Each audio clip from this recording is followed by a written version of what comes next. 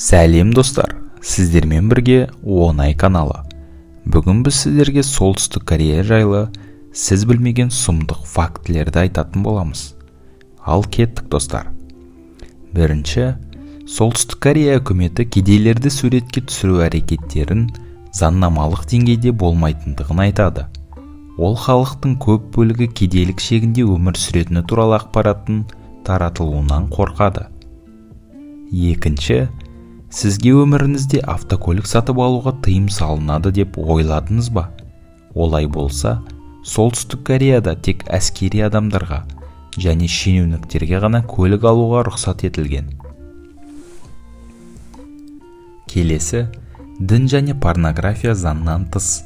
Екеуі де ату жазасына кесетін қылмыстардың бірі болып саналады. Келесі, туризм үшін ең танымал маршрут қандай? Корея бөлінгеннен кейінгі 60 жыл ішінде 23 мыңға жуық адам оңтүстікке қашып кетті. Ал солтүстікке тек қана 2 адам. Ким Чен Ын ағасын отбасымен бірге атып тастағаннан кейін Ким фамилиясының жалғыз өкілі болып қалды. Ал солтүстік және оңтүстік Корея арасындағы шекара 238 километрді құрайды. Бұл әлемдегі ең қорғалатын аймақ болып табылады.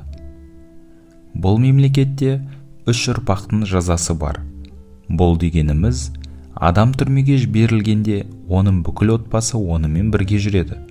Ал кейінгі 2 ұрпақ түрмеде туып, сол жерде өмір сүреді. Келесі фактіміз, әр солтүстік кореялықтың үй шаруашылығы мен бизнесі үкіметтің бақылауында. Үйлер мен жеке шаруашылық қатаң, өшіруге болмайтын радионың назарында.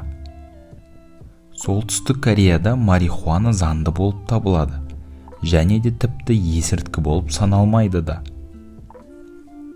Солтүстік Корея Кока-Кола сатып алуға болмайтын 2 елдің біріне жатады, ал бірінші мемлекет ол Куба. Солтүстік Корея тұрғындарының интернетке қол жетімділігі жоқ. Ғаламдық желі онда тек билік пен мемлекеттік ұйымдардың қажеттіліктеріне қызмет етеді. Ким Чен Ир қайтыс болғаннан кейін мыңдаған солтүстік кореялықтар түрмеге жабылды. Өйткені олар өздерінің елбасыларын нашар жоқтаған болатын. 1957 жылы Солтүстік Корея үкіметі ел халқын 3 сыныпқа бөлді. Қызанақ, алма және жүзім. Олар өз кезегінде 50 топқа бөлінеді. Қызанақ бұл партияға деген адалдығын дәлелдеген жандар. Көбінесе саяси және әскери адамдар.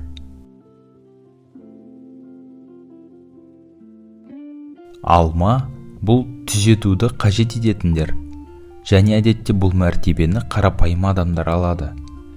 Ал жүзім болса, бұл заңды бұзған адамдар. Мысалы, шетелге қоңырау шалуға тырысқандар.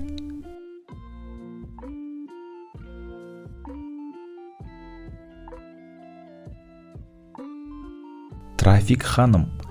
Солтүстік Кореяда бағдаршамдар жоқ.